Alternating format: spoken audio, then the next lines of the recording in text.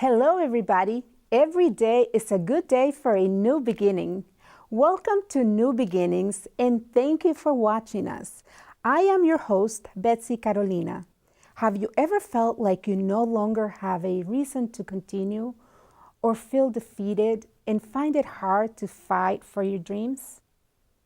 I think we all do at some point or other in our lives for different reasons, and we hope that the stories we will bring you will inspire, motivate, and connect you first with your inner self and also provide you with resources and tips from experts that can help you. This is a local show produced by volunteers like myself and sponsored by local businesses with the support of Westford Community Access Television. Our guests will share their life-changing stories with you in hope that you, the audience, can see the true power of our mind, body, and soul. Along the way, as we hear new and different stories, we will also be inviting experts on those topics and connect you with resources that might even help you on your new beginning one day. Today is such an exciting day because I am going to introduce you to my new beginning. This is a dream come true for me. After experiencing life-changing events, I had to reinvent my life many times over. One of my sources of inspiration during these life-changing moments has always been other people's stories of perseverance. We have had many different and amazing stories to share with you, including mine, and we hope that you can also find inspiration and hope through these stories in whatever circumstance you might be going through. Like so many of you, I understand pain, brokenness, and what it feels like to feel lonely and desperate, and quite honestly, lost at times. But I have also been very blessed since I was a child. My faith in God has been my rock, my shelter, and the motivation in my life. The love of God has always sustained me. This is the story of my life.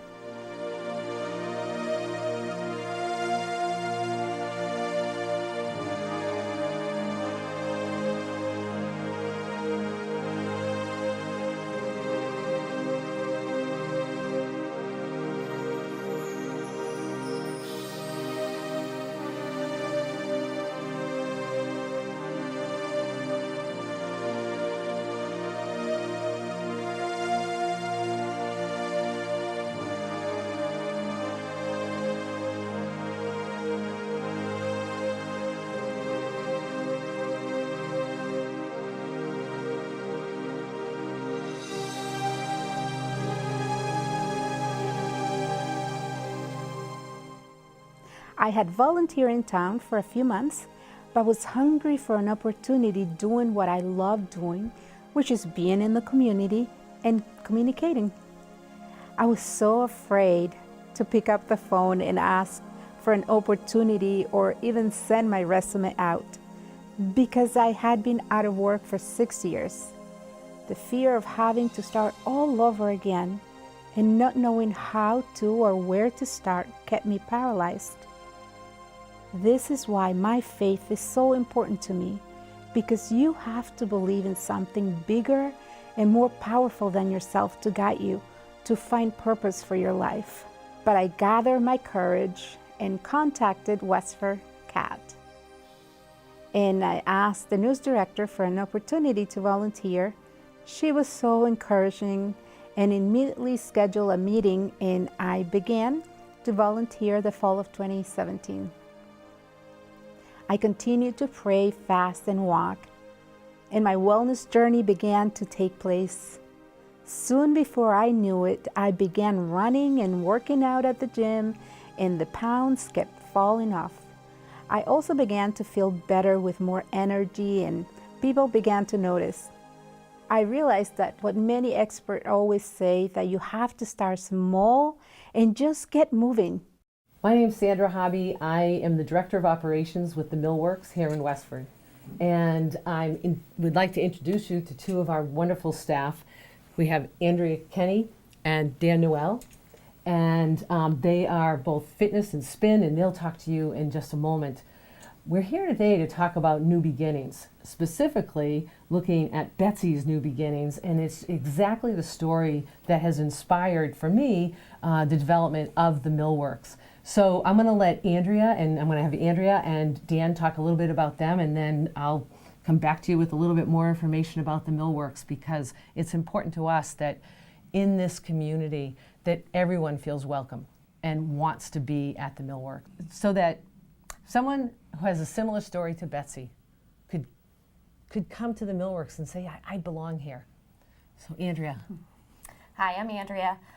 So part of Betsy's story that really inspired me was her beginning, that she started out just starting to move a little bit more. She started with walks. She couldn't necessarily get to a gym, and she worked her way up. One of my favorite things about spinning and indoor cycling is that we meet you where you are at that particular point in your life and your fitness journey. Whether that be you are starting out, you've never been on a bike, you've never gotten on a piece of cardio equipment, or if you are an avid outdoor cyclist and you want to come in and during these lovely New England winter months that we have, stay in shape. So it is so important to get that cardio piece in. It is great for your soul, it's great for your body. We play really loud music, we make it nice and dark, and our instructors like to encourage and support you throughout your entire 45-minute ride. So we'd love to have you in, and we'd love to have Betsy in at some point. And I will hand it over to Dan, who's going to talk to you a little bit about strength and conditioning with us. So I'm Dan, I do all the strength and conditioning over at the Millworks. Our main focus is getting people functional. So whether you're coming out of rehab, if you're just starting your journey, child, adult, it really doesn't matter. We take on anybody willing to put in the effort.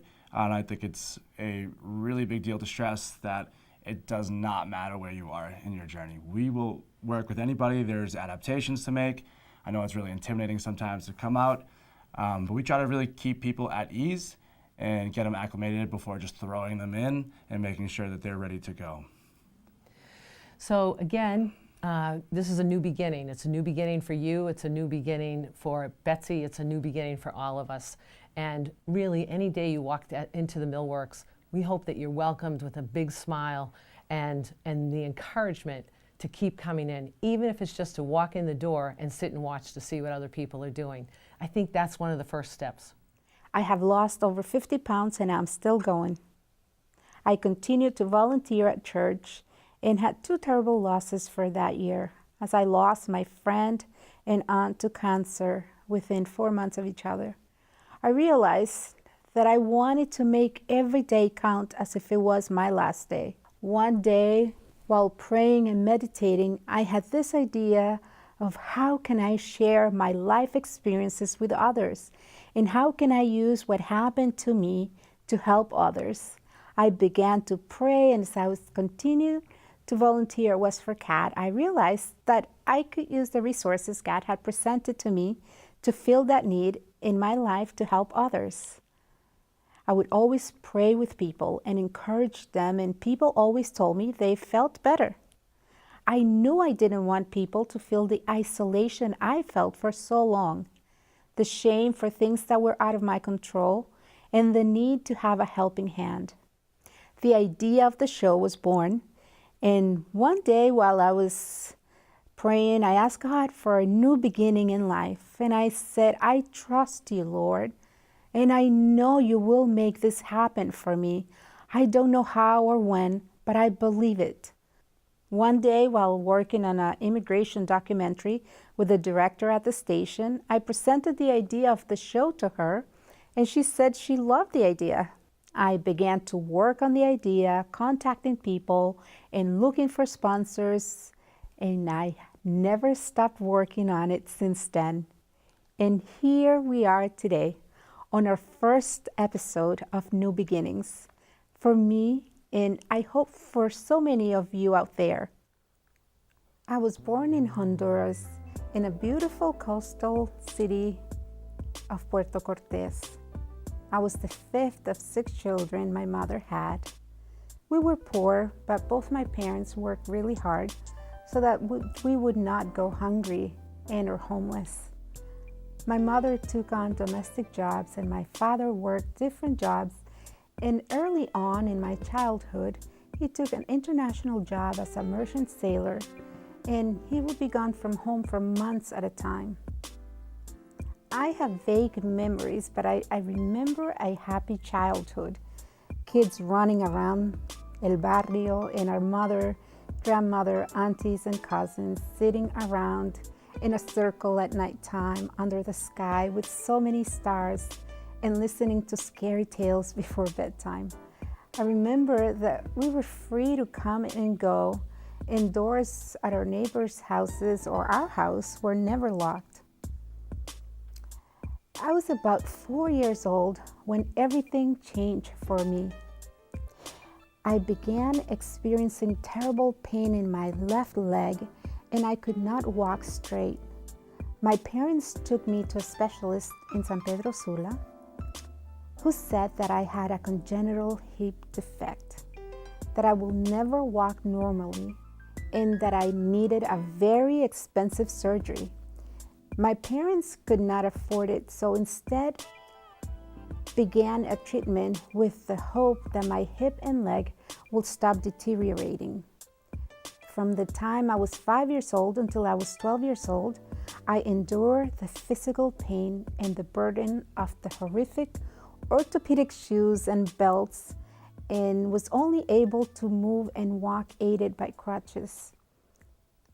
I believe with all my heart that God was preparing me for my journey when just a few weeks before being diagnosed, a missionary came to our barrio and I got invited to church by my cousins.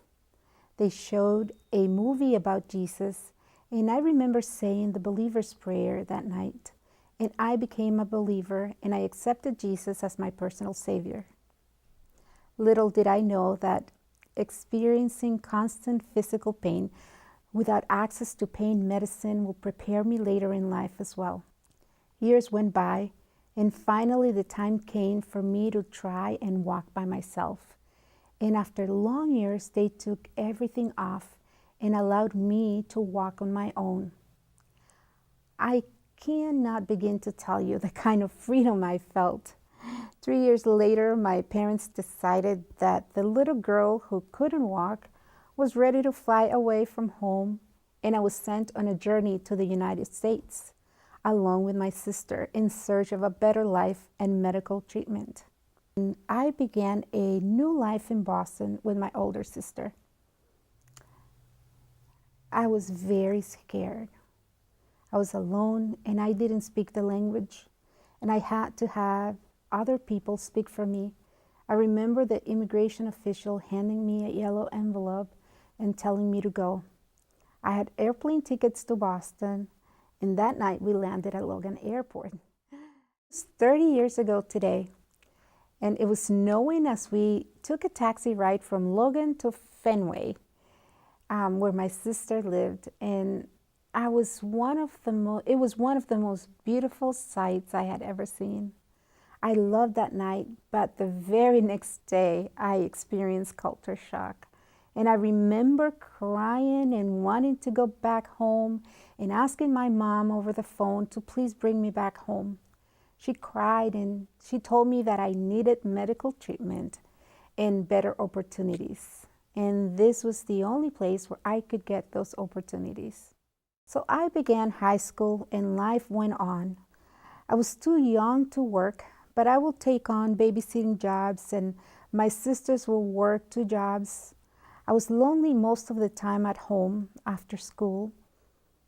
I had to learn the language, so I would watch TV and read the newspaper aloud. I began high school in an ESL program, but in just a few months, I was in a regular program with my peers at Brighton High.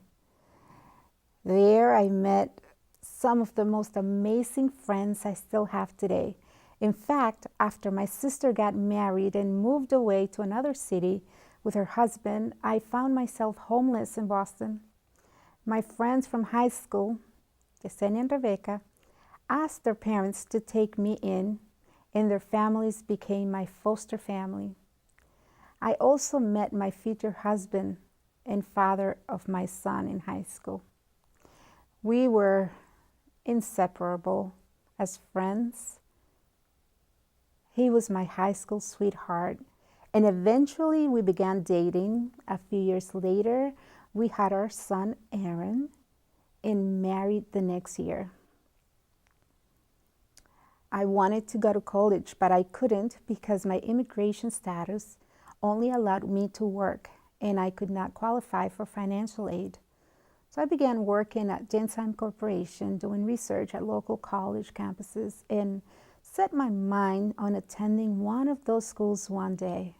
A couple of years later, I received my green card and I applied for college and began attending classes at Bunker Hill Community College. I was in the World Studies program and theater program, and I was scheduled to go to France in order to partake in a full immersion program.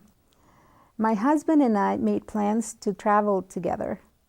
Although we would never make it together to France, we did travel to Honduras, Disney World, and Vegas together. The week after we returned from our last trip, my husband felt sick and he was told he had bronchitis. 2 days later, I came home with my son to find him on the bathroom floor.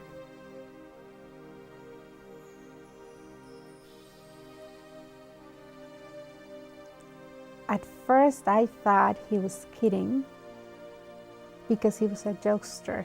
I remember calling 911 and asking for help.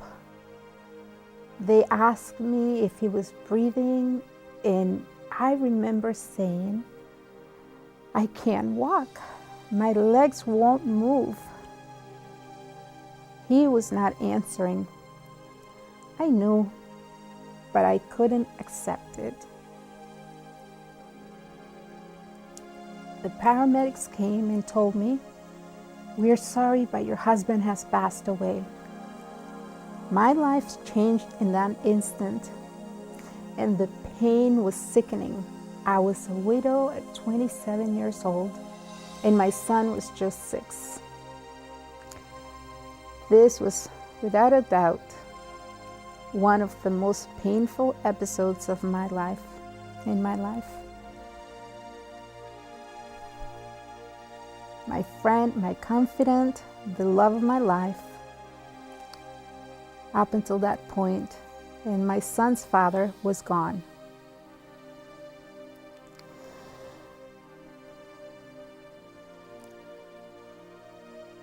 I don't remember much after the funeral, but I remember feeling numb and occupying myself constantly with work and school and being a single mom. One thing that I do remember was taking a class in world religion and being assigned the book of Job from the Bible as the topic for my final essay. The one thing I got out of that book in the next 3 days while I prepared for my husband's funeral was to never question God. So I buried my husband and continued living my life. I also decided to still go on the trip to study abroad in France. While in France, I hardly slept and I began feeling exhausted.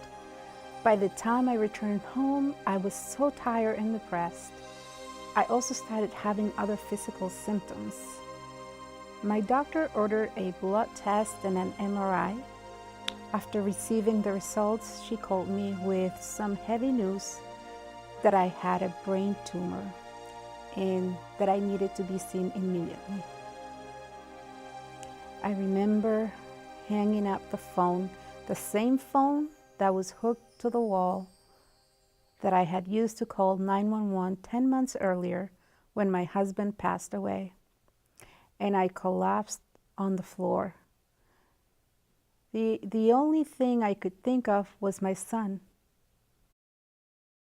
I began treatment and the doctors informed me that I would need brain surgery.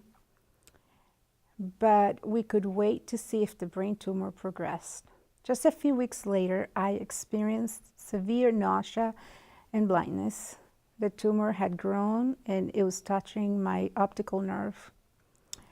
I would spend the entire summer that year between hospitals, and life was very challenging.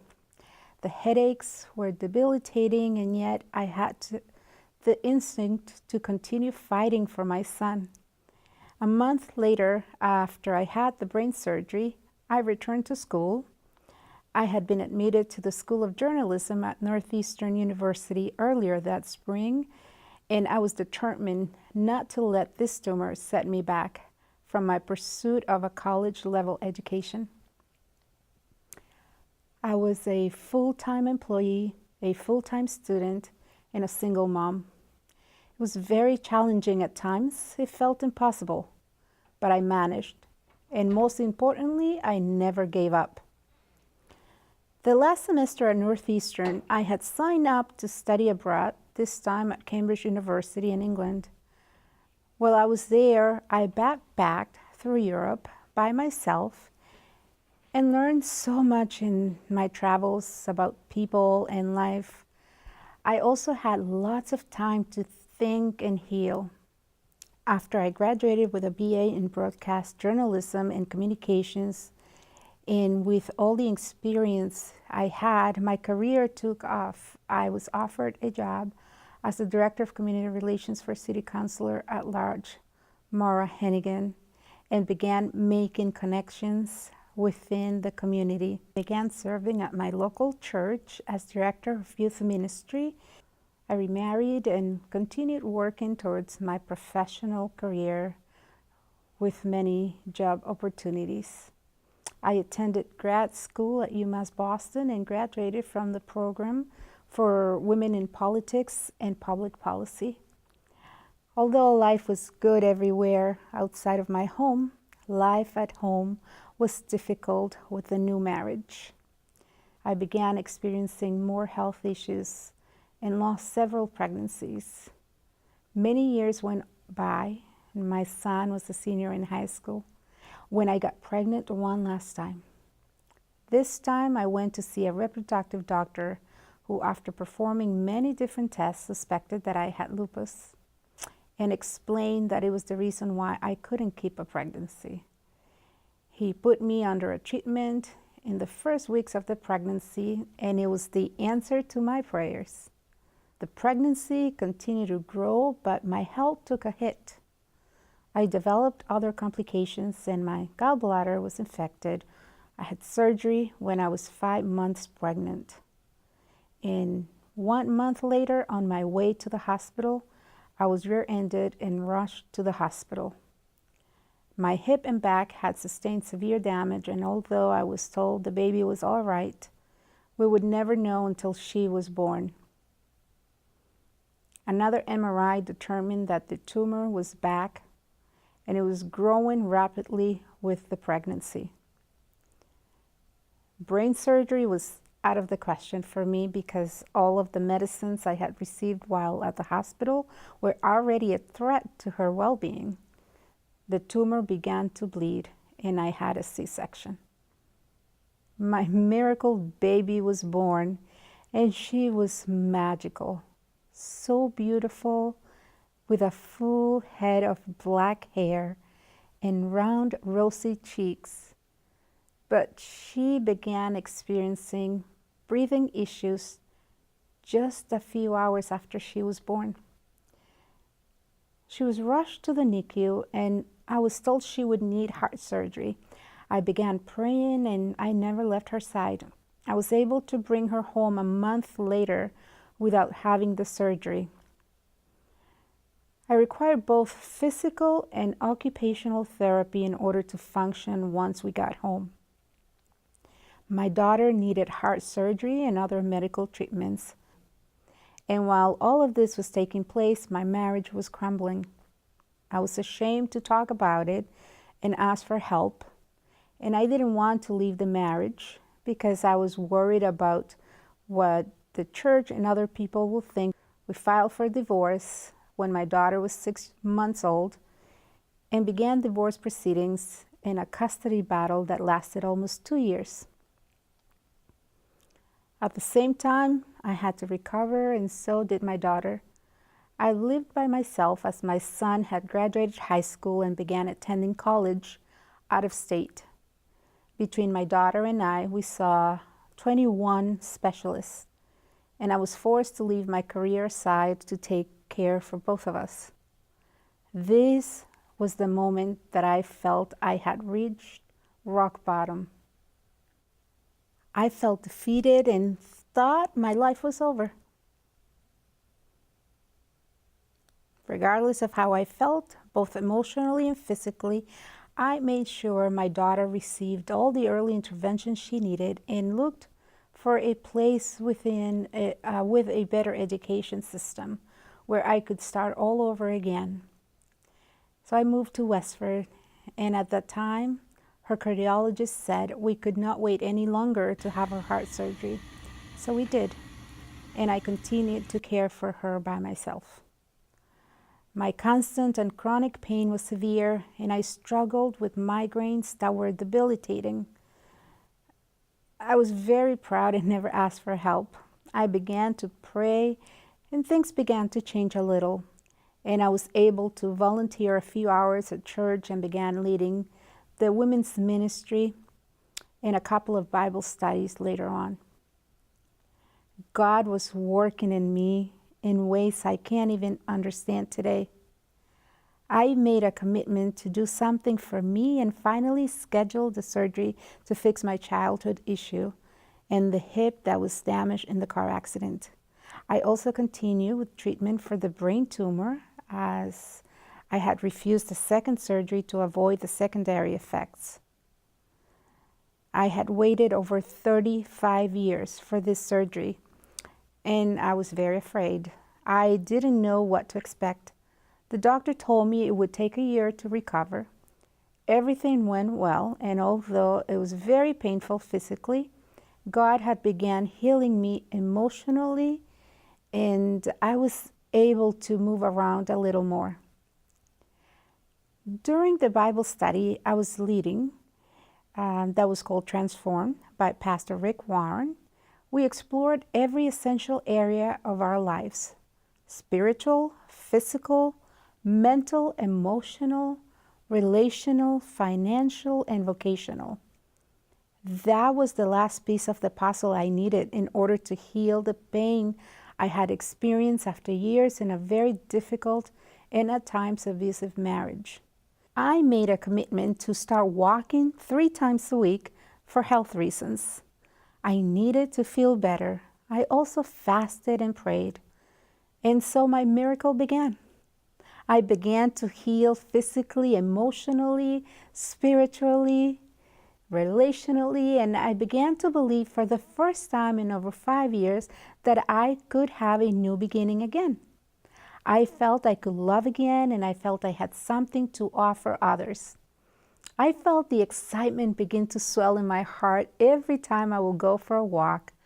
The first time I walked for 2 hours, and I was so excited. All I could think of was of that little girl who couldn't walk, was not walking again. I began a new treatment with Botox injections to manage the daily migraines. So Botox is a medical treatment that is approved by the FDA for treatment of chronic migraine, which is defined as a migraine that occurs on 15 or more days per month. And so we use a protocol in which we inject 155 units of Botox in all the muscles in the head and some in the shoulders as well. And this works to help prevent migraine. Now, you have to have tried many different medical and oral treatments before getting approved for Botox, but it can be very helpful in patients who have failed other treatment options. And this regimen is done every 3 months, and what we look for is a reduction of 50% of headache frequency and or severity.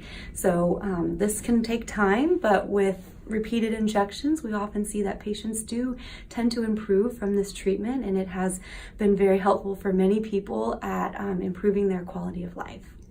And started to take up juicing as a way to pay more attention to my nutrition. I had landed in the hospital often because of the flare-ups.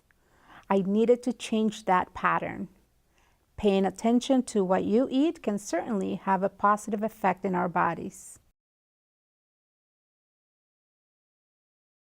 Hi, I'm Carly Bergenholtz from Ginger Sprouts Wellness. As we get into 2019, we are just focusing back on changing a new pattern, changing a new beginning, and making some changes to our life as we have a blank slate in front of us. And as I start taking new clients, I want us to remember that nutrition is so helpful for us, not only short term, but long term. We can only do so much with the exercise and medications. There's so much that goes into our foods, and giving my clients and understanding how important the types of foods, not the quantity, but the quality, is so important, and making sure those people know that how sugar is detrimental, and making sure that they're eating not only the right foods, but the right foods for them. So that's a lot of what I talk about with my individuals. Can I ask you a question? Sure. Can you tell us a little bit about the impact that nutrition can have on the mental health of someone, or how someone is feeling at the moment? Does nutrition have an impact on? Absolutely. So not only has research shown, but as people do start eating a certain type of diet, and usually it is more processed, they do feel sluggish. Their mood shifts. They're not sleeping very well. So in a nutshell, once you start bringing in whole foods, these things do start changing. Blood pressure starts elevating or diminishing rather. Cholesterol levels start going down. So it is very important for us to get into a more whole food diet.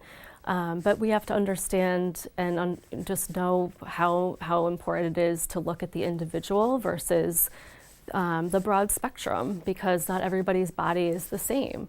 So we really do have to understand and go backwards, and just help really understand their body first and foremost.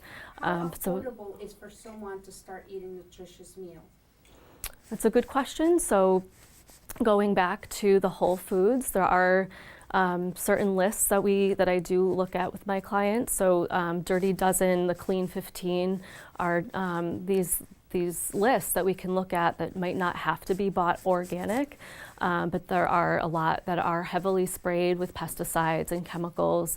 So what I do with my client is just look at their budget, look at where they're shopping, and trying to make better choices with what they have in front of them. Excellent.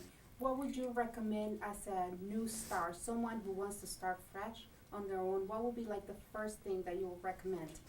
Sure. So what I usually do, not only sit down with them first, but give them just making sure that they have a start date in place first, and then also making sure that they're drinking water. I mean, water first and foremost is the most important, and a lot of people are not drinking enough water.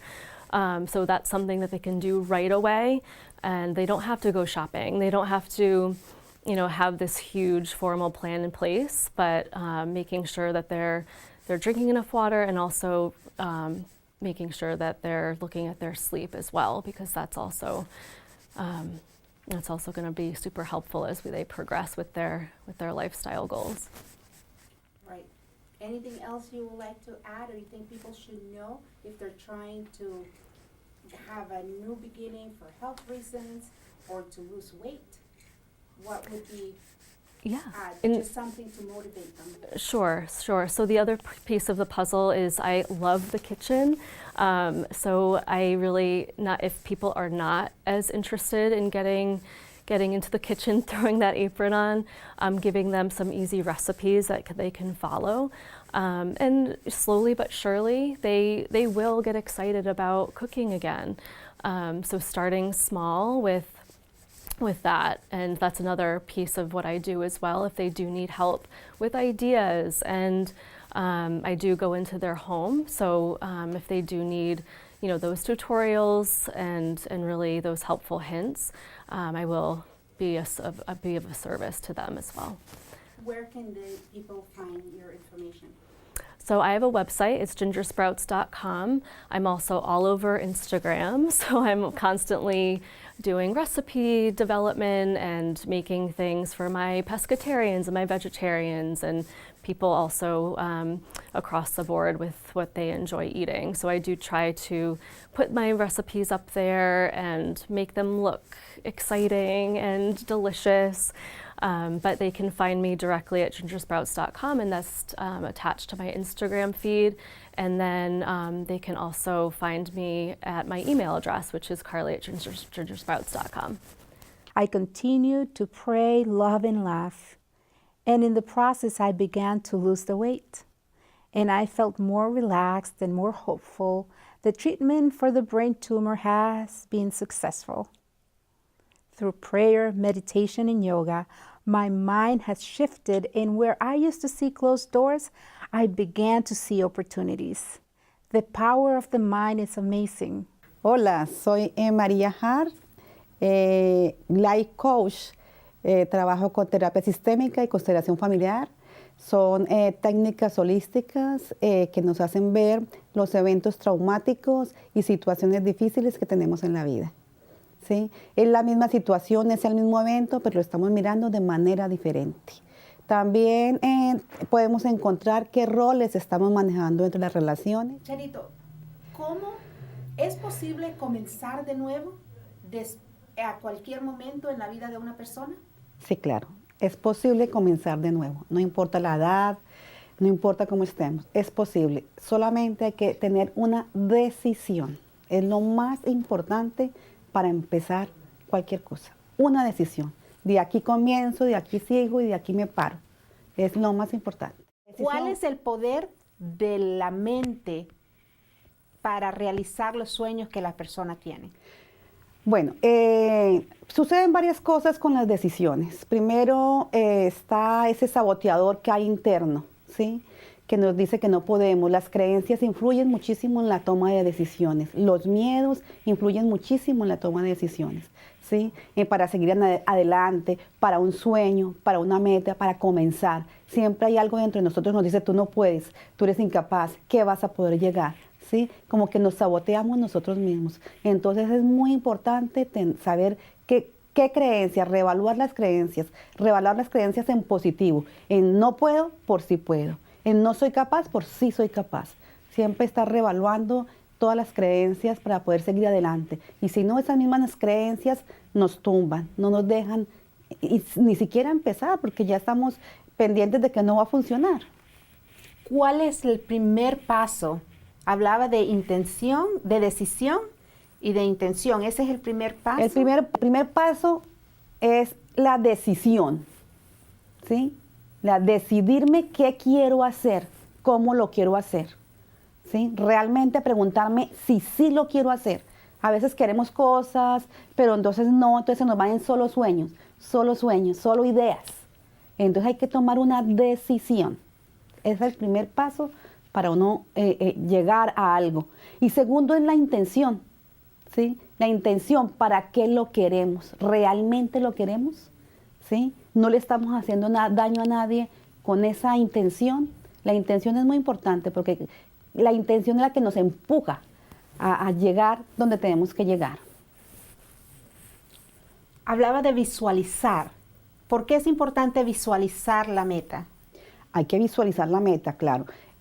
Porque si sentimos que ya estamos allá, si empezamos a dar esos pasos y estamos allá, la estamos sintiendo en nuestro cuerpo. Entonces lo más importante de esa meta es sentirla, tener la gana, verse uno allá, cómo está, cómo se siente.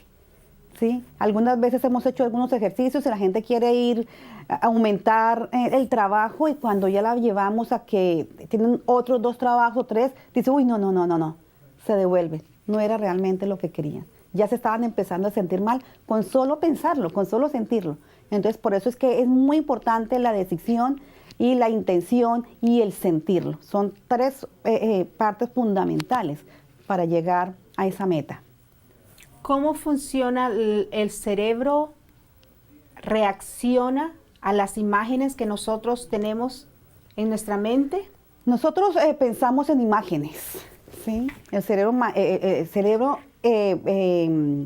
cada que tú piensas en imágenes. A ti te dicen una manzana, una pera, un accidente, una casa. Tú no estás mirando la letra, sino que estás mirando es eso. La imagen. Sí, la imagen. Entonces el cerebro trabaja en imágenes. Entonces nos apoyamos de las imágenes para realmente lo que estamos deseando. Hablaba de que si queremos, por ejemplo, adelgazar, tenemos que pensarnos ya delgadas. Si queremos adelgazar, primero que todo no hay que decir no, quiero bajar de peso. No quiere decir no quiero ser gorda. Es que no quiero ser gorda. Es que no quiero ser gorda. Acordémonos que el cerebro no entiende la palabra no. Entonces debemos de hacer nuestros objetivos en positivo, ¿sí? Buscarlas en positivo. Voy a estar delgada para tal fecha y trabajando en consecuencia a eso que queremos, ¿no? ¿Qué pasa cuando las personas dicen, pero es que es imposible, está fuera de mi alcance, hay muchas barreras? Sí. Cuando decimos es imposible, hay que evaluarlo. Seguramente tiene una meta demasiado grande o fuera de lugar para decir eso. Y si no, hay que reevaluar la creencia. La creencia es la parte más saboteadora que tenemos. Porque desde pequeños nos dicen no podemos, o simplemente nuestra autoestima es tan baja que dicen no, yo que voy a llegar allá, ¿sí? Entonces hay que reevaluar eso, la creencia. Es muy importante la creencia. Y las creencias debemos de trabajarlas, como te dije, en positivo, ¿sí? No soy capaz. Y estamos hablando de creencias culturales, familiares. Son creencias culturales, familiares, ancestrales, ¿sí? Todo lo que es cómo nos movemos. Lo que nos ha moldeado en la vida. Lo que nos ha moldeado en la vida. Tenemos una matriz. Desde pequeñitos nos van forjando unas ideas. Y llegamos a grandes donde podemos reevaluar eso, esa creencia. Si será verdad, no será verdad. Y ya empezamos a trabajar nuestras propias creencias. Mientras que somos niños, pues obviamente le creemos a los padres de lo que somos. Por eso es que es tan importante saber hablar con los niños. Una última pregunta. Usted conoce mi historia, ya un poco. Usando un poco de lo que ha escuchado de mi historia y el show que se llama Nuevos Comienzos, ¿qué consejo le puede dar a las personas que están ahí, que quizás han pasado por una situación tan traumatizante como Jody, o algo como yo, o por un divorcio, o por algo tan simple como que quieren un nuevo trabajo, cambiarse de casa, viajar a otro país? ¿Cómo? Mire, hay varias cosas. En situaciones traumáticas es no quedarnos como personas violentadas, ¿sí? No es quedarnos en la víctima, sino salir de allí. Ya sabemos que nos pasó, sabemos que nos sucedió. Hay que mirar ese evento que nos dejó, ¿sí? Obviamente hay eventos que nos dejan muchas cosas malas, pero tras de eso también nos impulsan a hacer muchas cosas en la vida.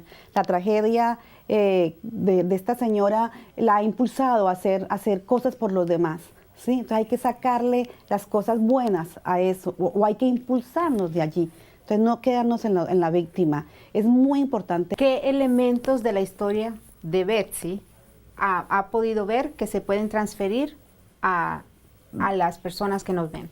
De la historia de Betsy no quedó en la víctima, ¿sí? Dijo, yo puedo, yo soy capaz, reevaluó sus creencias, se empoderó, ¿ya? De allí se impulsó de todo esto que sucedió. Ha sido una cadena de tragedias, de cosas, y no ha dicho, yo soy pobrecita, y es que a mí no me quieren, y es que me comí un gusanito. No, ¿sí? Ha seguido adelante. De aquí me impulso, y de aquí me impulso. Esa es la resiliencia que tiene la gente, es el volver a comenzar. Y cuando se comienza, es como un nuevo hijo que uno está dando a la vida, ¿sí? Entonces uno ya lo puede moldear. Cuando uno comienza conscientemente, es grandioso. Es grandioso porque uno lo puede hacer a conciencia. Es bien importante esa parte. Yo la admiro y admiro que puedas darle todo ese conocimiento a la gente para que comience de nuevo, ¿sí? tragedias hay muchas, muchas personas han pasado por muchísimas tragedias. Algún día les contaré la mía, no tragedias, sino situaciones de la vida que nos han pasado. Hay enfermedades, situaciones que nos han pasado, pero de allí nos impulsamos, de allí salimos adelante. Casi que era necesario eso, porque antes vivíamos inconscientes en la vida, corriendo, haciendo, pero hemos sido tan capaces de salir adelante que podemos contar nuestra historia desde otro lado, no desde el lado de la víctima, del pobrecito, sino desde el lado del éxito, de las capacidades, ¿sí? Eso es en verdad es bien lindo y sobre todo inspirador para los demás. And now, the girl who couldn't walk feels she's free to fly. That's our show for today. Please take care of yourself first so you can take care of others. And remember, every day is a good day for a new beginning. Until next time, God bless you.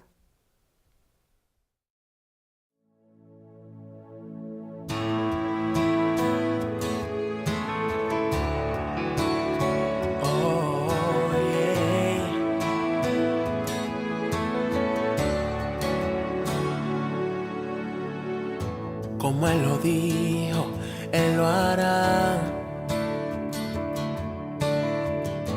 Como Él te prometió, así lo cumplirá. Él no es hijo de hombre para mentir.